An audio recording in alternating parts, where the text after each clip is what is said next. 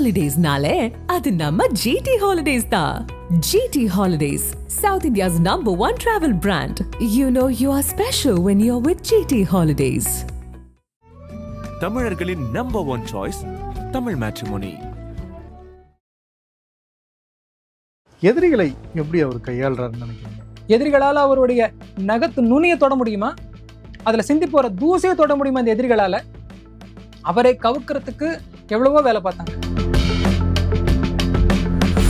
அவர் ஆரம்பித்து மிகப்பெரிய அளவில் வளர்ந்துட்டு உச்சக்கட்டத்துக்கு போன டைமில் வந்து அவரை ராஜா சாரை வந்து இது பண்ணுறதுக்கு என்ன சொல்கிறதுனா வந்து கொஞ்சம் காலி பண்ணுறதுக்கு வந்து எடுக்கப்பட்ட படம் தான் நினைத்தாலே இனிக்கும்னு வந்து ஒரு செய்தி இருக்குது. அதில் ஏன் இந்த நினைத்தாலே இனிக்கும் சொல்கிறேன்னா, அதுக்கப்புறம் வந்து இயக்குனர் சீக்கிரம் திரு கே பாலச்சந்தர் அவர்கள் வந்து இவர்கிட்ட வந்து ஏகப்பட்ட படங்கள் வந்து பண்ணுற படம் எல்லாம். இப்போ இளைய நிலா பொழிகிறது வந்து ஃபர்ஸ்ட் சலவை நிலா பொழிகிறது தான் எழுதப்பட்டது. அது இளைய நிலான்னு வந்து மாத்தினர் வந்து ராஜா சார் தான். அப்புறம் அந்தி மழைங்கிற பாட்டு வந்து ஃபர்ஸ்ட் வந்து திராட்சை மது வழிகிறதுன்றது, அதே அந்தி மழைன்னு வந்து மாத்தினது ராஜா சார் தான். ஒரு பாடல்ல 2 விதமான குணங்களை கையாள்வார். இரட்டை குணங்கள் உள்ள பாடல்களை கையாளுறதுல வந்து ராஜா சார் வந்து தெய்வம் நான் சொல்லுவேன். நான் வேற எந்த இசையமைப்பாளரும் வந்து இரட்டை குணங்களை வந்து இவ்வளவு. இப்ப இவர் உலகத்திலே சந்தோஷமானவரா இருக்காரு. பார்வை கிடைக்க போகுதுன்ற சந்தோஷம், உலகத்திலேயே தான் தான் மிகப்பெரிய மகிழ்ச்சியானவரா இருக்கிறாரு. இந்த பொண்ணு உலகத்திலேயே வந்து துன்பமயப்பட்டவளா வந்து இருக்கிறா. இவ வந்து ரேப் பண்ணப்பட்டிருக்கிறா. இவ அழுதுகிட்டே இருக்கிறா, அவர் சந்தோஷமா இருக்கிறார். ஸோ நல்ல கவனிங்க, ஒரு மிகப்பெரிய சந்தோஷம் அவன் பாடுறான், சந்தோஷப்பட்டவன் பாடுறான். இந்த பெண் வந்து உலகத்திலே மிகப்பெரிய சோகமா இருக்கிறா, இவ கேட்கிறா. ஆனா பாக்குற ஆடியன்ஸ் வந்து இந்த ரெண்டுக்குமே வந்து இந்த பாக்குற ஆடியன்ஸ் வந்து தயாரா இருக்கும். தூரத்திலே போது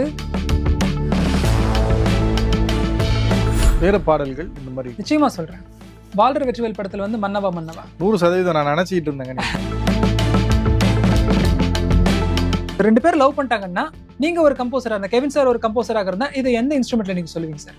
மேபி ஒரு வயலின் சொல்லலாம், ஸ்ட்ரிங்ஸ்ல சொல்லலாம், உன்ட்ட வந்து கோரஸ்ல சொல்லலாம், ஃப்ளூட்ல சொல்லலாம், பியானோல சொல்லலாம். எந்த ஜாம்பவான் மிருதங்கத்துல சொல்லுவார்?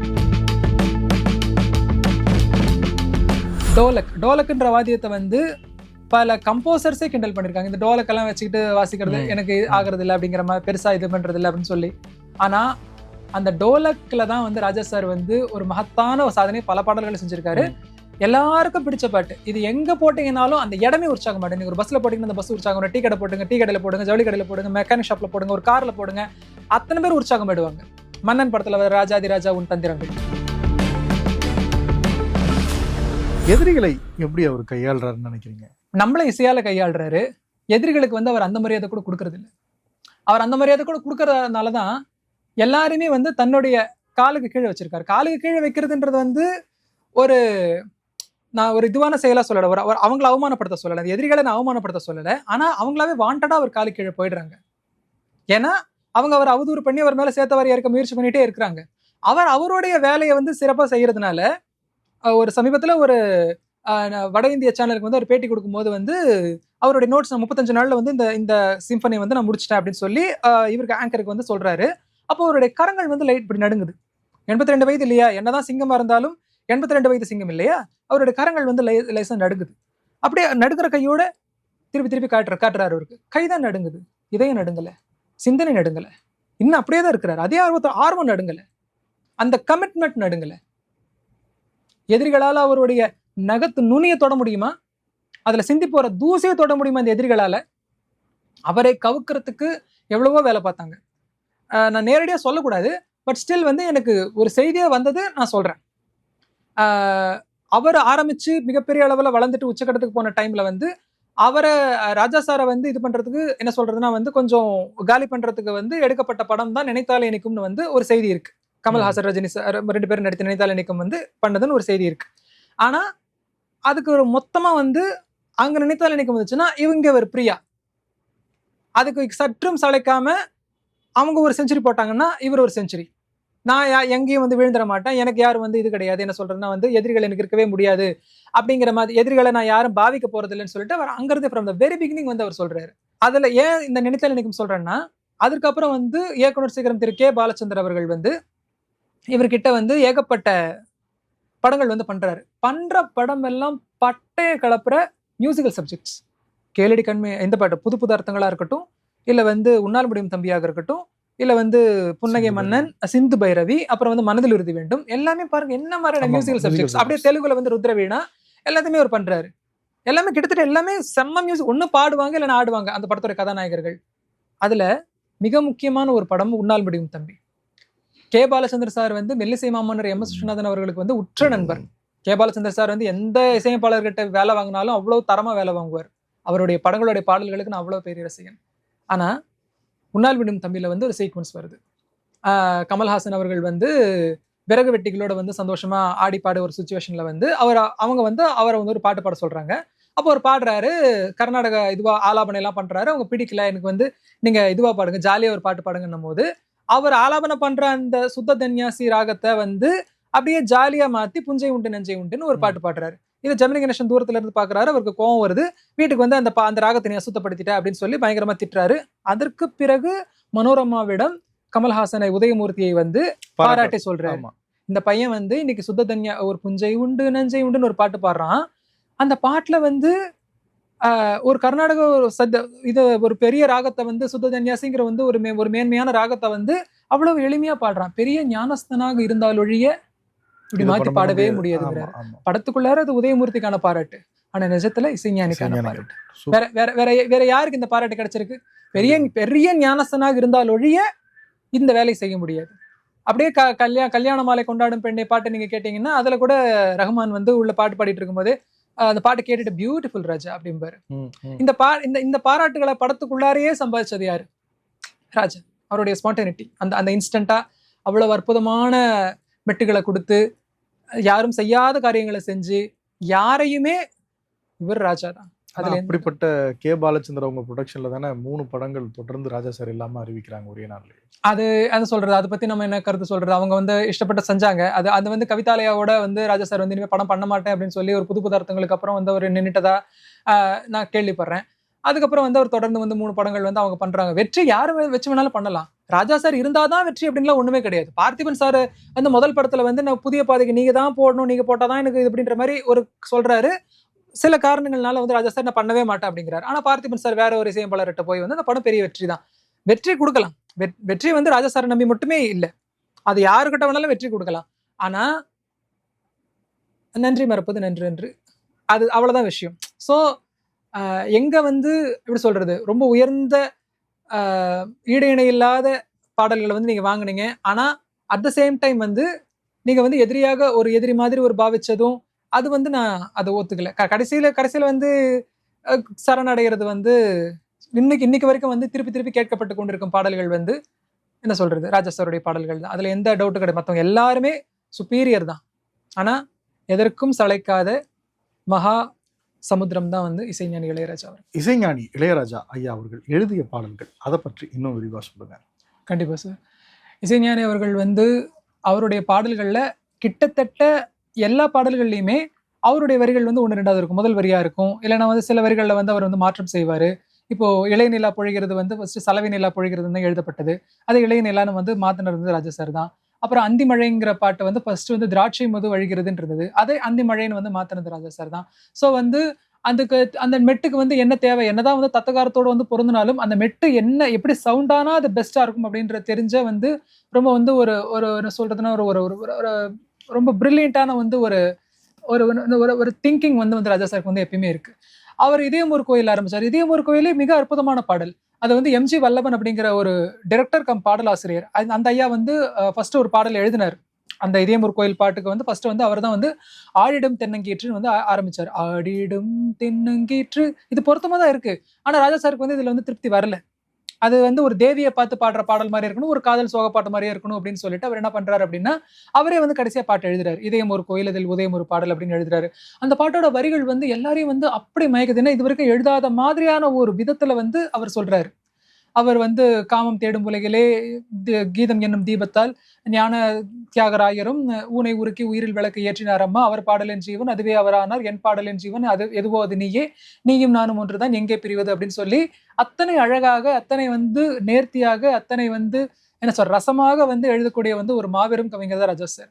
இந்த பாட்டை இப்ப நான் சொல்ற போற ஃபோக் மெலடி வந்து எல்லாருக்கும் ரொம்ப பிடிச்ச பாட்டு. இதுல வந்து லிரிக்ஸை வந்து என்னுடைய ஒரு அண்ணனுக்கு வந்து ரொம்ப பிடிச்ச லிரிக்ஸ். பெத்த மனசு சுத்தத்திலும் சுத்தமடா பாட்டு வந்து எல்லாருக்கும் ரொம்ப பிடித்தமான பாட்டு. அதில் வந்து பழமா இருப்பதால் மிளகாய் இனிக்குமா, காயா இருப்பதால் கொய்யா கசக்குமான்ற பாட்டு வந்து அந்த வரிகள் வந்து ரொம்ப வந்து புகழ்பெற்ற வரி. அதை ரொம்பவே ரசிப்பாங்க, ரசிச்சு ரசிச்சு அதை பாடுவாங்க. அவர் வந்து அதுக்கு அடுத்தடுத்து என்னதான் ரொம்ப ரொம்ப தத்துவார்த்தமாக அவர் எழுதினார். உன் குத்தமா என் குத்தமா அவர் தான் எழுதினார். அது வந்து அவருடைய ரொம்ப ஃபேவரட்டான மாலை பொழுதின் மயக்கத்திலே பாட்டுல இருந்து ரொம்ப அழகா அந்த பாட்டு மாதிரியே இருக்கும். அந்த வரிகள் இருக்கும். இளமையில் புரியாது முதுமையில் முடியாது அப்படின்னு இருக்கும். நம்ம வந்து என்னென்னமோ பிளான் பண்ணிருப்போம். நம்ம யங்ஸ்டர்ஸா கனவு மயம் அதில் மயங்குது சில காலம், தெளிவு மறியாமல் முடிவு மறியாமல் மயங்குது எதிர்காலம் அப்படிங்கறதுதான். இளமையில் புரியாது முதுமையில் முடியாது, இன்பத்திற்கேங்காத இளமையும் இங்கே இருக்கு. வீதியில் இசைத்தாலும் வீணைக்கு இசை உண்டு, வீணாகி போகாது கேட்கின்ற நெஞ்சுண்டு, வேங்குழல் பாடுது வீணையுடன் போது அவ்வளவு என்ன சொல்றதுன்னா மனசை வந்து அப்படி இழுத்துரும் அந்த பாடல். நிலவோட என்ன சொல்றதுன்னா வந்து கொத்து நெருஞ்சு முள்ளு குத்துது நெஞ்சுக்குள்ளே சொன்னாலும் சோகமம்மா தீராத தாகமம்மா அப்படின்னு அவர் எழுதும் போது அதை வந்து ஜீரணிக்கிறதுக்கே வந்து நம்மளுக்கு வந்து இன்னும் ஜீரணிக்க முடியல. அந்த 2001 நினைக்கிறேன் அந்த படம், வந்து 2002 நினைக்கிறேன். இந்த 23 வருடங்களும் வந்து அதை ஜீரணிக்க முடியாததான் அந்த பாட்டு வந்து நான் கேட்டுக்கிட்டே இருக்கும். ஸோ இன்னைக்கு வரைக்கும் அவர் வந்து இது 82 வயசுல வந்து இசையை மட்டுமா சிந்திக்கிறாரு, இது மொழியும் தான் சிந்திக்கிறாரு. சரிங்களா? வேற இன்னைக்கு ப்ரொஃபஷனல் பாடலாசிரியர்கள் கூட 70 வயசுல வந்து அவங்க வந்து பேக்கப் பண்ணிட்டு வந்து வீட்டுக்கு போயிட்டாங்க. இன்னும் அவர் 82 வயசுலயும் வந்து சிந்திச்சு எழுதுறாரு. ஒரு பெண் வலிகளை மட்டுமே தாங்கிய ஒரு பெண், ஒரு மலைவாசி பெண், என்ன சொல்றதுன்னா காலில் வந்து செருப்பு கூட இல்லாம வந்து முட்களாலும் கற்களாலும் வந்து என்ன சொல்றதுன்னா பாதங்களை வந்து வைத்து வந்து சுள்ளியெல்லாம் பொறுக்கிட்டு வேர்வையும் உடம்புமா வந்து வாழ்கிற ஒரு இளம் பெண், எந்த வழியும் இல்லாத ஆண்கள்னாலே வந்து ஆபத்தானவர்கள், அப்புறம் வந்து காட்டுல வந்து மிருகங்கள் அப்படின்றதோட அந்த மலை கிராமத்துல வாழற ஒரு பெண், அவ திடீர்னு வந்து வாழ்க்கையில வந்து ஒரு சிறந்த ஆண் வரான். அந்த ஆணோட வந்து அவளுக்கு வந்து ஒரு அழகான ஒரு நட்பு கிடைக்குது.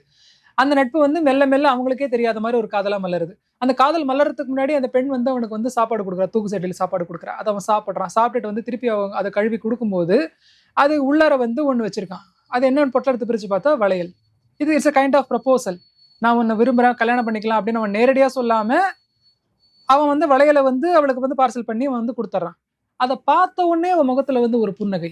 அத்தனை வலிகளையும் அத்தனை வேர்வையும் தாங்கி வாடுற ஒரு பெண் வந்து திடீர்னு வந்து அவள் வாழ்க்கையில வந்து ஒரு தென்றல் வீசும்போது அப்படியே மெல்லிசா ஒரு புன்னகை போகிறா. அப்போ ஆரம்பிக்கிறார் ராஜா சார். வழிநெடுக காட்டு மல்லி கண் பார்த்து கவனம் இல்லை. என்ன அற்புதமான வரி பாருங்க. எப்பயுமே வந்து ஒரு பாடலாசிரியர் வந்து சரணத்துலதான் வந்து அவரை நிரூபிக்கிறதுக்கான வந்து வாய்ப்பு வரும். ஆனா ராஜா சார் வந்து தி கிரேட்டஸ்ட்ங்கிறதுனால பல்லவியோட தொடக்கத்திலே வந்து பின்னி பெடல் எடுக்கிறாரு. வழிநடுக காட்டு மல்லி கண் பார்த்து கவனம் இல்லை எனக்கா பூத்தது காட்டுக்குள்ள. சோ அதுக்கு தாண்டி வந்து அந்த சரணங்கள் சொல்லட்டும், இல்ல தினமும் நினைப்பு பாவட்டும், நான் தவிச்சிருக்கேன் உள்ள தனிச்சிருக்கேன் அப்படின்னு வந்து அவ்வளவு அழகா அந்த அந்த என்ன சொல்ற தினமும் சொல்லிட்டு மனசுல ஒரு மாதிரியா இருக்கு, தனிமைக்கு துணையை தேடணுமா, போகிற போகில் போகணுமா அப்படின்னு சொல்லி அந்த இடத்துக்கு என்ன தேவையோ அது அவ்வளவு அழகாக, அவ்வளவு நேர்த்தியாக, அவ்வளவு வந்து செழுமையாக இன்னைக்கு வரைக்கும் இந்த 50 ஆண்டு காலமாகவும் கொடுத்து கொண்டிருக்கும் ஒரு மகா மகா மகா மேதை தான் வந்து ராஜா சார். அதுல எந்த விதமான ஐயப்பாடும் எனக்கு இல்லை. ஒரு பாடல்ல 2 விதமான குணங்களை கையாள்வார். ஒரே பாடலா இருக்கும், பாடல்ல 2 சுச்சுவேஷன் இருக்கும், பட் ஆனா அதை ஈஸியா கையாள்வார். அப்படிப்பட்ட பாடல்களை பற்றி சொல்லுங்க. இரட்டை குணங்கள் உள்ள பாடல்களை கையாளுறதுல வந்து ராஜா சார் வந்து தெய்வம் நான் சொல்லுவேன். நான் வேற எந்த இசையமைப்பாளரும் வந்து இரட்டை குணங்களை வந்து இவ்வளவு கிரேட்டான ஒரு வழியில வந்து கையாண்டிருக்காங்களான்னு எனக்கு தெரியாது. நான் சொல்றேன் பாருங்க, 2 பாடல்களை சொல்றேன். முதல்ல வந்து காசி படத்துல வந்து ஒரு பாட்டை சொல்றேன். காசி படத்துல எடுத்துக்கிட்டாலே வந்து நிறைய பேர் வந்து என் மனவானில் வந்து அழகா சொல்லுவாங்க. ஆனா அந்த படத்துல வந்து ஆத்தோரத்திலே ஆலமரம்ங்கிற வந்து ஒரு என்ன சொல்றதுன்னா ஒரு ஈடு இணையற்ற பாடலை வந்து நான் சொல்லுவேன். அந்த பாட்டுல அந்த சிச்சுவேஷனை பாத்தீங்கன்னா, பிறவியிலேயே பார்வை தெரியாத ஒரு மனிதர், அவருக்கு வந்து கண் கிடைக்கிறதுக்கு சான்ஸ் இருக்குன்னு சொல்றாங்க. டாக்டர்ஸ் வந்து கண் கிடைக்கிறதுக்கு சான்ஸ் இருக்குன்னு சொல்றாங்க. யாராவது டொனேட் பண்ணா கிடைக்கும் அப்படின்னு சொல்றாங்க. ஆனா அந்த படிக்காத மனிதர்கள், அவரை சுற்றி இருக்கக்கூடிய படிக்காத மனிதர்கள் என்ன நினைச்சுக்கிறாங்க அப்படின்னா, உயிரோட இருக்கவங்க கூட கண் தானம் பண்ணலாம் அப்படின்னு நினைச்சுக்கிறாங்க. சோ அவர் வந்து எல்லார்ட்டையும் கேட்கிறாரு, நீ எனக்கு யாராவது ஒருத்தவங்க ஒரு கண்ணு கொடுக்கலன்னு கேட்கிறாரு. அப்போ அவருடைய காதலி அவருக்கு கண் கொடுக்க முன் வரா. இங்கதான் வந்து மிகப்பெரிய ஒரு பிரச்சனை நடக்குது. அந்த பெண்ணும் அந்த கதாநாயகனுடைய தங்கச்சியும், அவருடைய காதலியும் தங்கச்சியும் வந்து சில இவங்களால வந்து தப்பானவர்களால வந்து பலாத்காரம் செய்யப்படுகிறார்கள். இந்த பலாத்காரம் செய்யப்பட்ட மிகப்பெரிய மென்டல் டிராமால வந்து அந்த பொண்ணு வந்து அழுதுகிட்டே இருக்கு. அந்த காதலி வந்து வாய் பேச முடியாத பெண். இவர் எப்படி பார்வையற்றவரோ அந்த மாதிரி அந்த பொண்ணு வந்து பேச முடியாத பெண். இந்த பெண் வந்து அழுதுகிட்டே இருக்கிறா. அழுதுகிட்டே இருக்கிறதுக்கு முன்னாடி ஒரு சீன்ல வந்து இவருக்கு வந்து நான் கண் கொடுக்குறேன் அப்படின்னு அந்த பொண்ணு ஒத்துக்கிட்டா. ஸோ இவர் வந்து ரொம்ப சந்தோஷத்தோட உலகத்துல ரொம்ப சந்தோஷமானவரா இருக்கிறாரு. நான் வந்து எல்லாரையும் பார்க்க போறேன், என்னுடைய மனிதர்கள் அத்தனை பேரையும் நான் பார்க்க போறேன் அப்படின்னு வந்து சந்தோஷமா இருக்கிறாரு. ஆனா இப்பதான் இந்த பொண்ணு வந்து ஒரு பெரிய அவ வாழ்க்கையில் இடி இறங்கிடுச்சு. ஸோ இவ வந்து கதறி கதறி வந்து தேம்பி சொல்ல முடியாத இதுல வந்து ஓசையில வந்து அழுதுகிட்டு இருக்கிறார். இப்ப இவர் உலகத்திலே சந்தோஷமானவரா இருக்கிறாரு. பார்வை கிடைக்க போகுதுன்ற சந்தோஷம், உலகத்திலேயே தான் தான் மிகப்பெரிய மகிழ்ச்சியானவரா இருக்கிறாரு. இந்த பொண்ணு உலகத்திலேயே வந்து துன்பமயப்பட்டவளா வந்து இருக்கிறா. இவ வந்து ரேப் பண்ணப்பட்டிருக்கிறா. இவ அழுதுகிட்டே இருக்கிறா, அவர் சந்தோஷமா இருக்கிறாரு. சோ நல்லா கவனிங்க, ஒரு மிகப்பெரிய சந்தோஷம் அவன் பாடுறான், சந்தோஷப்பட்டவன் பாடுறான். இந்த பெண் வந்து உலகத்திலே மிகப்பெரிய சோகமா இருக்கிறா, இவ கேட்கிறா. ஆனா பாக்குற ஆடியன்ஸ் வந்து இந்த ரெண்டுக்குமே வந்து இந்த பாக்குற ஆடியன்ஸ் வந்து தயாரா இருக்கணும்.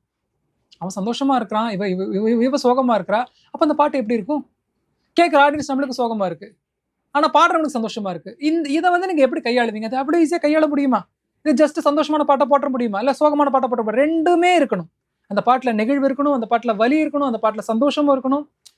அந்த கண்கள் எனக்கு தான தன தான தன தான தான அப்படின்னு அந்த பாட்டு போய் போய் போய் போய் அப்படி தான கண்மணியின் பாவை என கண்ணுக்குள்ளே வந்தவளே உன்னைத்தானே பாட்டில் வச்சு நெஞ்சுக்குள்ள பூட்டி வச்சுன்னு ஹரிஹரன் வந்து அப்படியே அவர் காற்று மாதிரியான அந்த அவருடைய குரல்ல வந்து இழுக்கும் போது அழாதவங்களும் எழுதும். அப்படியே அத்தூரத்திலே தான போது அது இவரை விட இந்த மாதிரியான சுச்சுவேஷன் வந்து பெஸ்டா வந்து யாரால கையாள முடியும்? இவர் வந்து செய்யாத சாதனைகள் தான் என்ன? சின்ன சின்ன சாதனைகள்ங்கிற பேர்ல இவர் செய்யாத சாதனைகளே கிடையாது.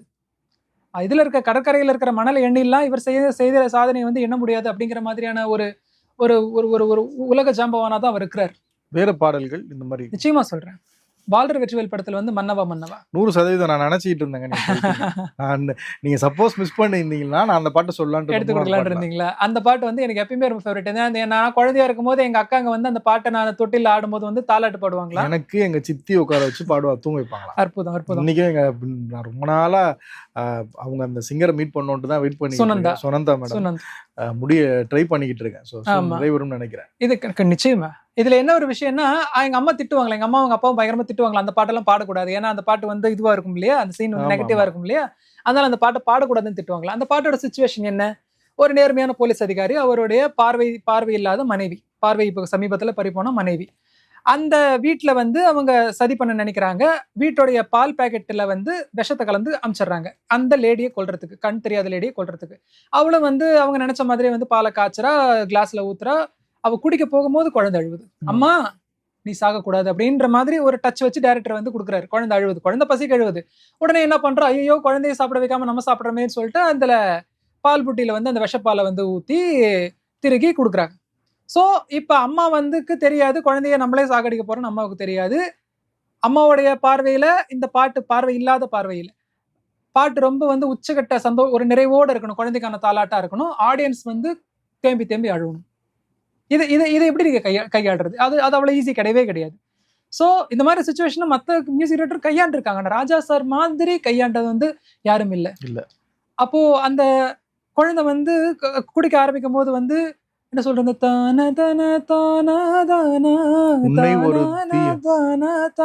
உன்னை ஒரு ஈயும் மொய்த்தால் உருகாதோ தாயின் சித்தம், விழியோரம் நீரை கண்டால் கொதிக்காதோ அன்னை ரத்தம், உனக்கு ஒரு குறை நேர்ந்திடாது வளர்ப்பேனே தோளின் மீது பனிவாய் மகனே மடிமேல் உறங்கு அப்படின்னு வந்து அவ சொல்லி குழந்தை சாகடிக்கிறா. உன்ன ஒரு ஈ மொச்சா கூட இந்த தாயின் சித்தம் உருகிடாதோ உறைஞ்சிடாதோ உப்பா போயிடாதோன்னு சொல்லிக்கிட்டே குழந்தைக்கு பால் கொடுக்குறா.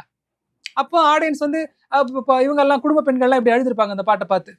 ஸோ அப்படி இருக்கும்போது அது அந்த குழந்தைக்கு வந்து அந்த குழந்தைய தொட்டு கொஞ்சிக்கிட்டே வந்து அந்த பாலை கொடுக்கும் போது ஒரு ஒரு ட்ரம்ஸ்ல வந்து போடுவாரு. அதை எனக்கு சொல்லி காட்ட தெரியல. பட் வந்து ராஜா சார் வந்து அதெல்லாம் வந்து ஜீவன். அந்த ஆர்கெஸ்ட்ரேஷனும் ஃபர்ஸ்ட் சரணத்திற்கு இருக்க ஆர்கெஸ்ட்ரேஷன் ரொம்ப மெலோடியா இருக்கும். ஃப்ளூட்ஸ் எல்லாம் போயிடும். செகண்ட் சரணம் அதே போகும்போது ஃபுல்லா ஸ்ட்ரிங்ஸ் போகும். இது மாதிரி கோரஸும் போடும். அந்த பொண்ணுல இவங்க சுகன்யா செகண்ட் சரணம் பாட்டு தொடங்கின உடனே அங்க இருந்து அவர் வர ஆரம்பிச்சிருவாரு. ஆரம்பிச்ச உடனே ஸ்ட்ரிங்ஸ் போக ஆரம்பிச்சிரும். அந்த பரபரப்பு அதே மெலோடி தான் போகும். பட் ஆனா ஃபுல் ஆர்கெஸ்ட்ரேஷன் வர மாதிரி. ஆமா, அத வந்து அந்த லேடியோட சந்தோஷமாவும் இருக்கும், at the same டைம் வந்து மிகப்பெரிய ஒரு சோகமாவும் இருக்கும், பெரிய பரபரப்பாவும் இருக்கும். ஆர்கெஸ்ட்ரேஷன் வயலின் ஸ்ட்ரிங்ஸ் போயிட்டு இருக்கும். பாருங்க சார், இதெல்லாம் வந்து எவ்வளவு இன்ஸ்டன்ட்டா பண்ணிருக்காரு. இதுக்கு வந்து ஒரு 6 மாசம் டைம் கொடுன்னு சொல்றாரா? நீங்களே சொல்லுங்க. இதுக்கு ஒரு 4 மாசம் டைம் கொடுப்பா, இதெல்லாம் வந்து ரொம்ப கஷ்டமானு சொல்லலாம். மண்டையை பிச்சுக்கிட்டு எழுதுறாரா, அழிச்சு எழுதுறாரா? கிடையாது. அது அது அமுத சுரபி. அதுதான் சொல்றேன். ஒரு இந்த வேலை வந்து ஒரு ஒரு திட்டமிடப்பட்ட வேலைன்னா பரவாயில்ல. கிரியேஷன் வந்து எப்படி இவ்வளவு ஸ்பீடா ஒரு மனுஷனால செய்ய முடியும்? இவ்வளவு காட் ஸ்பீட்ல வந்து ஒரு மனிதனால வந்து எப்படி இந்த உணர்வுகளுக்கு வந்து அவர் பார்த்தா மிஷின் மனிதராக இருக்கிறாரு, ரொம்ப வந்து இதுவா பேசுறாரு, ரொம்ப வந்து கடுமையா பேசுறாரு, இதுவா இருக்கிறாரு, ரொம்ப ஸ்ட்ரிக்டா இருக்கிறாருன்னு சொல்லுவாங்க. ஆனா அந்த குழந்தைக்காகவே மாறி, ஒரு குழந்தைன்னா குழந்தை, வயசு பொண்ணுன்னா வயசு பொண்ணு, அவர் மாதிரி வந்து ஒரு துள்ளல், ஒரு எப்படி சொல்றது, ஒரு பெண் கர்ப்பமா இருக்கிறா, அவளை இன்னொரு பெண் வந்து சும்மா ஜாலி பண்ணி பாடுறா அப்படின்னா,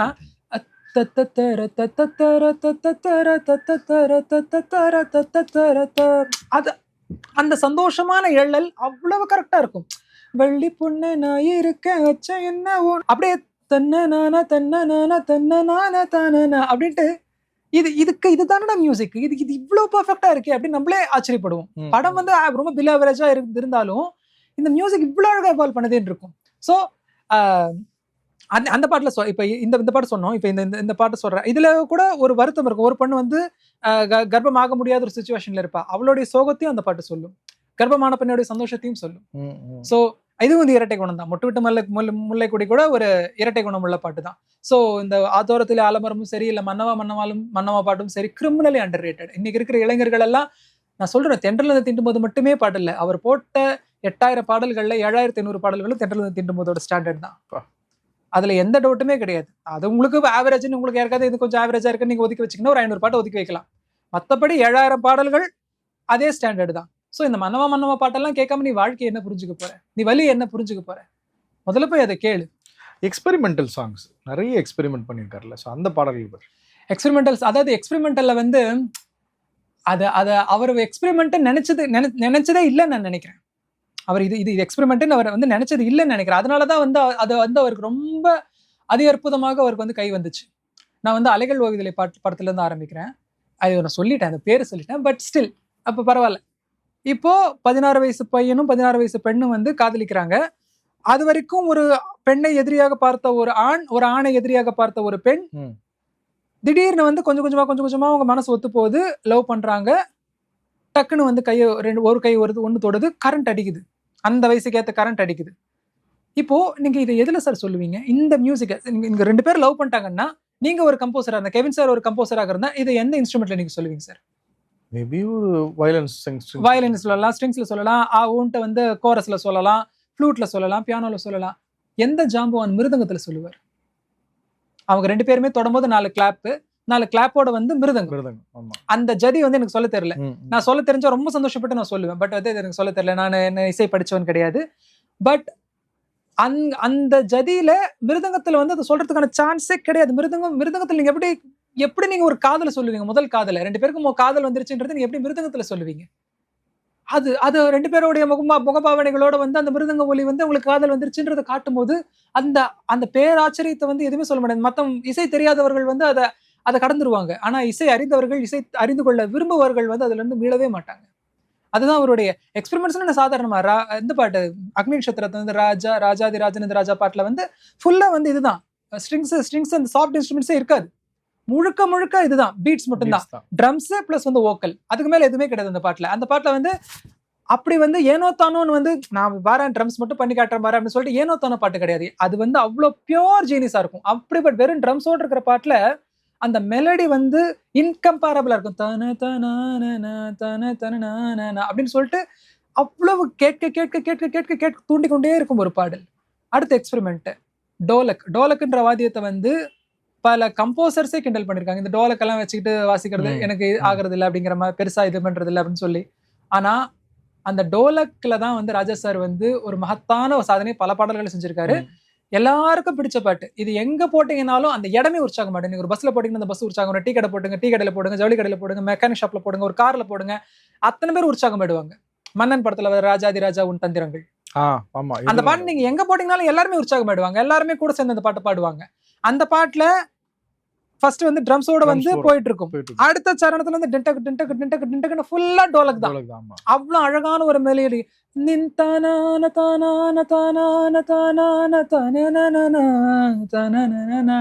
அந்த மெலடி டிண்டக் டிண்டக் டிண்டக் டிண்டக் டிண்டக் டிண்டக் போது அது கொடுக்குற அந்த சந்தோஷன்றது வந்து சான்ஸே கிடையாது. அப்படியே தளபதிக்கு வரேன். ராக்கம்மா கைத்தட்டு பத்தி எவ்வளவோ பேசியிருக்கோம். ஆனா இன்னும் பேசணும்.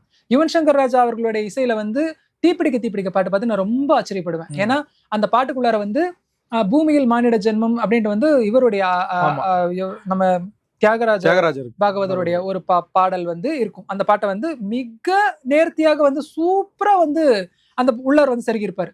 ஆனா அவர் யாரு? யுவன் சங்கர் ராஜா வந்து அப்பனுக்கு பிள்ளை, மகேந்திர பாகுபலி. அங்க அமரேந்திர பாகுபலி வந்து அவருக்கு மிஞ்சின அப்பா வந்து அதுக்கு முன்னாடி வந்து அதை விட பெரிய காரியம் செஞ்சிருக்கிறாரு. அதுதான் வந்து இந்த பாட்டு ராக்கம்மா கைத்தட்டு வந்து ஃபுல்லா பெப்பியான ஒரு சாங் முடிஞ்சிருச்சு. அப்போ சோபனா வராங்க, குனித்தபுரமும் கொவ்வை செவ்வாயின்னு வந்து தேவார பாடலை பாடிக்கிட்டு வராங்க. அந்த பாட்டை வந்து அவங்க முடிக்கும் போது அதை கரெக்டா முடிக்கும் போது அடி ராக்கம்மா கையத்தட்டு ஆக்சுவலா அவங்க சொல்ற இருக்கு இல்லைங்களா, அதுக்கும் அந்த பாட்டுக்கு சம்மந்தமே கிடையாது. அவங்க தனியாவும் சொல்லிட்டு இருக்காங்க. அவங்க பாட்டுக்கு அவங்க வேலையை பார்த்துட்டு இருக்காங்க. இங்க இவர் வந்து பாட்டு பாடுறாரு. அதுக்கும் இதுக்கும் வந்து கனெக்ஷனே கிடையாது. புதகத்தில் மெட்டுக்கட்டு சாங்கு ஜக்கு சஜக்கு சக்கு சாங்கு ஜக்கு சாங் அவ்வளவு கரெக்டா இருக்கும். இத வந்து கேட்டு சிங்கத்துக்கு பிறந்தது என்ன வந்து இதுவாவா இருக்கும், முயலாவா இருக்கும்? சிங்கத்துக்கு பிறந்தது சிங்கக்குட்டியா தான் இருக்கும். அப்படிங்கிற அந்த முடிவுக்கு வந்து நம்ம வந்து வரணும். எக்ஸ்பெரிமெண்ட்ஸ் வந்து ராஜா சாருக்கு வந்து என்ன சொல்றது, அது இதுவே கிடையாது. அது வந்து இன்னொன்னு பல பாடல்களை சொல்லலாம். எக்ஸ்பெரிமெண்ட்னு அவர் பாத்துக்கிறது இல்லை. எக்ஸ்பெரிமெண்ட் சாங்ஸ் வந்து இந்த பாட்டு ஃபியூஷன்ல வந்து ரொம்ப அற்புதமா ஒரு பாட்டு. அதே யுவன் சங்கர் ராஜா சாரோட இதுலயே உதாரணத்திலே வரேன். என் ஜன்னல் வந்த காற்று ஒரு தேநீர் போட்டு தரவான்னு ஒரு பாட்டு வந்து தீராத விளையாட்டு பிள்ளை படத்துல வரும். அதுல 3 கதாநாயகிகள் இருப்பாங்க. ஒரு கதாநாயகிக்கு வந்து ஒரு மெலடியா, ஒரு கதாநாயகிக்கு வந்து ஒரு வெஸ்டர்னைஸ்டா, இன்னொரு கதாநாயகி வந்து டப்பாங்குத்தா வந்து அதே டியூனுக்கு போட்டிருப்பாங்க. அது நம்ம எல்லாருமே கேட்டிருக்கோம். இது அப்படியே பிளாஷ்பேக் போனா ராஜா சார் வந்து சிமிலரா, ரொம்ப சிமிலாரிட்டி இல்லை, பட் சிமிலரா வந்து கவிதை கேளுங்கள் கருவில் பிறந்தது ராகம்னு வந்து புன்னகை மன்னன்ல வந்து பாட்டு. அந்த பொண்ணு வந்து கிளாசிக்ல ஆரம்பிக்கும், அப்படி வெஸ்டர்னுக்கு போகும், அப்படியே வந்து இதுக்கு வரும், என்ன பாட்டுன்னா ஃபோக்குக்கு வரும். அப்படியே ஒரு ஷிஃப்ட் இருக்கும். ததங்கள் பாட அப்படி ஜகம் நடுங்க என் பதங்கள் ஆடன்னு சொல்லிட்டு உடனே பாறை மீது பவள மல்லிகை பதிய போட்டதா அப்படியே வருவா அந்த நாட்டுப்புறத்துக்கு. அந்த ஷிஃப்ட் வந்து அப்படியே மேல இருந்து மலை மேல இருந்து குடுன்னு ஓடி வந்து அப்படியே ஒரு மிகப்பெரிய ஒரு ஸ்விம்மர் வந்து அப்படியே அடியே பாதாளத்துல ஒரு தண்ணிக்குள்ள குதிச்சு அப்படியே மேல எழுந்து வர மாதிரி வந்து ஒரு வேலையைத்தான் வந்து அவர் செய்வார். அது பாக்குறதுக்கே நம்மளுக்கு பயமா இருக்கும். எங்கேயாவது கல்லுல மோதிட்டீங்கன்னா என்ன ஆகுறது அப்படின்னு சொல்லிட்டு அவன் அசால்ட்டா செய்வான். ராஜா சார் வந்து எப்பயுமே வந்து கஷ்டப்பட்டுக்கிட்டதோ இல்ல இதுல பாரு இதுல நான் ஒரு இது செஞ்சிருக்கேன், சாதனை செஞ்சிருக்கேன்னு அலட்டிக்கவே மாட்டாரு. அலட்டுறதெல்லாம் அவர் மேல அவதூறு பரப்புவர்கள் மட்டும்தான். அவர் யாரை பார்த்தா அவர் இசைக்கே அவர் அலட்டிக்கல, இவங்களுக்கு எல்லாம் அலட்டிக்க போறாரு. அதுதான் வந்து அவரோட லெகசி.